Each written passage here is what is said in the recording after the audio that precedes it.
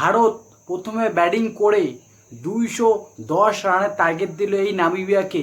আমরা ভাবতেছি যে 300 রান আজকে পার হবে, কিন্তু আজকে আমরা স্পিন বল খেলতেই পারলাম না। পর পর ব্যাক টু ব্যাক উইকেট পড়তেছে আমরা এই নামিবিয়ার বিপক্ষে। আজকে কি ইনিং খেলেছে একটা ঈশান কিষান ভাই, 24 বলে 61 রানে একটা ইনিং খেলেছে। এক ওভারে 28 রান নিয়েছে এই ঈশান কিষান।